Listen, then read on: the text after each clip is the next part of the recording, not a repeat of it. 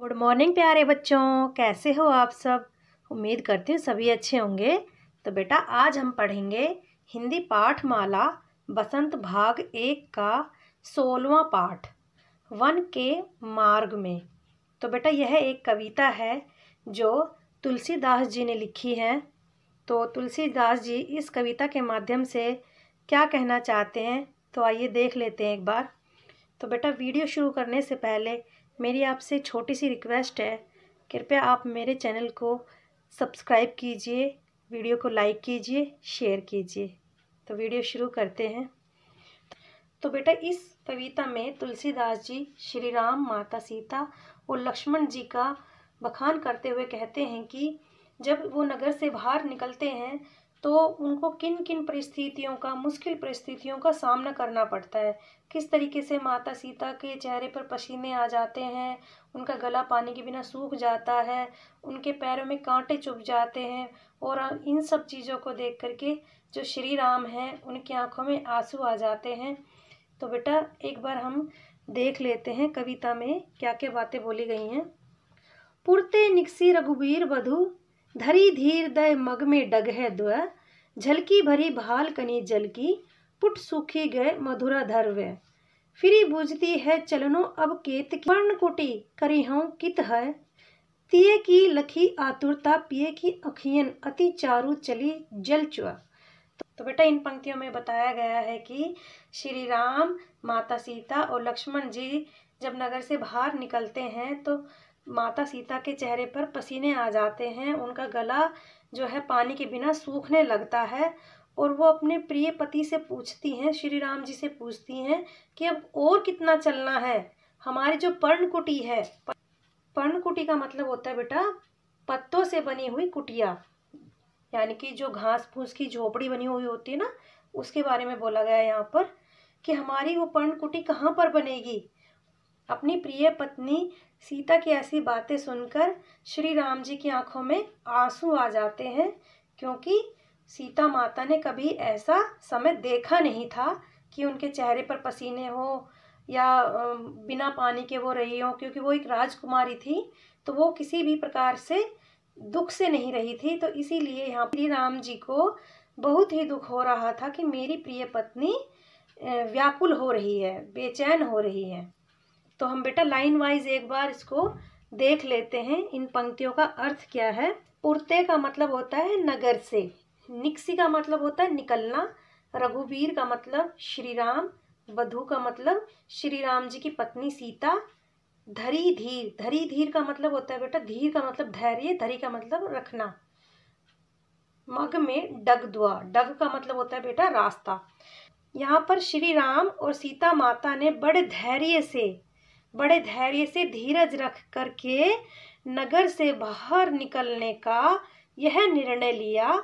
कौन सा? वनवास वाला जो इन्होंने रास्ता चुना, ये बड़े धैर्य का कार्य है, बड़े धीरज के साथ उन्होंने इस कार्य का या इस रास्ते का चयन किया।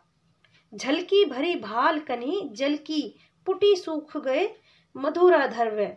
तो यहाँ पर बताया गया बेटा कि झलकी, झलकी मतलब झलक दिखना, भरी भाल मतलब सर पर रखी हुई या फिर माथे पर रखी हुई, कनी का मतलब कर्ण, जल की बूंद यानी कण, ठीक है बेटा। पुट सूखी गए मधुराधर दुआ, मधुराधर का मतलब होता है बेटा मधुर होंठ या फिर कोमल होंठ। तो यहाँ पर बताया गया है कि सीता माता के चेहरे पर या सर पर उनके पसीने की बूंद या फिर जल की बूंद दिखाई दे रही है और उनके कोमल होंठ पानी के बिना सूख रहे हैं। फिरी बूझती है चलनो अब केतकी, केतकी का मतलब होता है बेटा कितना, बूझती का मतलब पूछती हैं, पर्णकुटी का मतलब होता है बेटा पत्तों से बनी हुई कुटिया या फिर झोपड़ी। तो यहाँ पर सीता माता अपने प्रिय पति से फिर कहती हैं, अब कितनी दूर चलना है, हमारी जो कुटिया है वो कहाँ पर बनेगी, तय की लखी आतुरता प्रिय की अखियां अति चारु चली जल चुआ। तो बेटा यहाँ पर देखिए आतुरता का मतलब है व्याकुलता, ठीक है बेटा, अखियां आंखें, चारु का मतलब सुंदर। तो बेटा इन पंक्तियों का भावार्थ यही होगा कि श्री राम, सीता माता और लक्ष्मण जी ने बड़े धैर्य के साथ इस मार्ग का चयन किया है और जैसे ही वो इस मार्ग पर चलते हैं, वनवास वाले मार्ग पर चलते हैं, सीता माता के चेहरे पर पसीने की बूंदें आने लगती है, उनका गला सूख जाता है बिना पानी के। जब काफ़ी देर चलने के बाद वो अपने पति से पूछती हैं कि अब और कितना चलना है हमें, हमारी घास की कुटिया कहाँ पर बनेगी। अपनी प्रिय पत्नी सीता जी की इतनी आतुरता को देखकर या इतनी व्याकुलता को देखकर श्री राम जी की आंखों में आंसू आ जाते हैं। तो बेटा देख लेते हैं अगली पंक्ति में क्या कहा गया है। जल को गए लखनऊ है लरिका परी खोए, पिए छाँव घरिक है ठाड़े, पोछी पसेव बयारी करियों, अरु पाए पखारियों भू भूरी डाढ़े, तुलसी रघुबीर प्रियाश्रम जानी के बैठी, बिलम्ब लो कंटक काढ़े, जानकी नाह को नेह लखियो, पुल को तनु बारे बिलोचम बाढ़े। तो बेटा इन पंक्तियों का अर्थ है कि जो लखन जी हैं वो जल लेने के लिए गए हुए हैं और उनका इंतजार करते हुए श्री राम जी खड़े हुए हैं, पेड़ की ठंडी छांव के नीचे खड़े हुए हैं। तो जब काफ़ी देर तक वो खड़े रहे थे तो सीता माता ने उनसे बोला कि आप बैठ जाइए, और जहाँ पर वो बैठे उस आसन को उन्होंने पोंछ दिया, साफ कर दिया और उनके पैरों को मिट्टी से या रेत से धो दिया। यहाँ पर तुलसी जी कहते हैं कि अपनी प्रिय पत्नी की इतने श्रम को देखकर, यानी कि इतनी मेहनत को देखकर वो वहाँ पर बैठ जाते हैं और सीता माता के जो पैरों में कांटे गड़े हुए होते हैं उनको निकालने लग जाते हैं। अपने प्रिय पति के इतने भाव को, प्रेम को देख करके सीता माता का तन मन पुलकित हो उठता है और उनकी आंखों में आंसू आ जाते हैं। तो बेटा देख लेते हैं लाइन वाइज इन पंक्तियों का क्या अर्थ है। जल को गए लखनऊ है लरिका परी खो। तो बेटा यहाँ पर लखनऊ का अर्थ है लखन जी और लरिका मतलब लड़का, परीखो मतलब इंतजार। तो यहाँ पर बोला गया है कि जब लखन जी पानी लेने के लिए गए थे तो पिए छाँ घरिक है ठाड़े, यानी कि श्री राम है वो काफ़ी देर से खड़े हुए हैं इंतज़ार में। लरिका मतलब लड़का, अपने भाई लक्ष्मण को वो लड़का समान या बेटे समान समझते हैं, उनको प्यार करते हैं।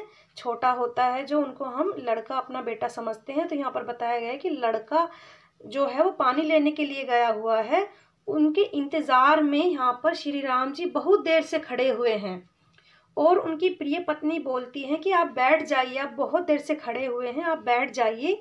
तो जहाँ पर वो बैठते हैं उसको बुहार देती है, उस आसन को पोंछ देती है और मिट्टी से, भू भरी का मतलब होता है बेटा कि मिट्टी से उनके पैरों को पखारती हैं या फिर धोती हैं। रघुबीर प्रियाश्रम जानी के बैठी, विलम्ब लो कंटक काढ़े। तो यहाँ पर देखिए कि बताया गया रघुवीर यानी कि श्री राम जी अपनी प्रिय पत्नी की इतनी मेहनत को देखकर, जानकर यानी कि देखकर कि उन्होंने आसन को साफ किया है, तो वो वहाँ पर बैठ जाते हैं बिना विलंब किए हुए। और जैसे ही वो बैठते हैं तो वो देखते हैं कि सीता माता के पैरों में बहुत से कांटे गड़े हुए हैं।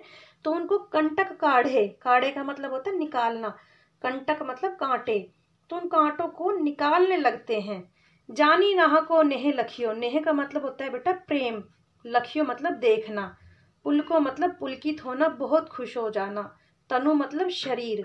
तो यहाँ पर बताया गया है कि अपने प्रिय पति के प्रेम को देखकर सीता माता का तन मन पुलकित हो जाता है और उनकी आंखों में आंसू आ जाते हैं। आंसू कौन से वाले बेटा? खुशी वाले आंसू।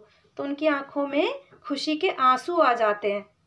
तो बेटा यह थी हमारी छोटी सी कविता वन के मार्ग में, जो तुलसीदास द्वारा रचित है।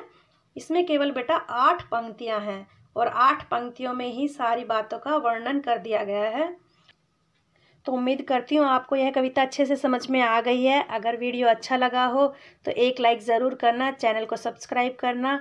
तो मिलते हैं अगली वीडियो में, तब तक के लिए जय हिंद, जय भारत।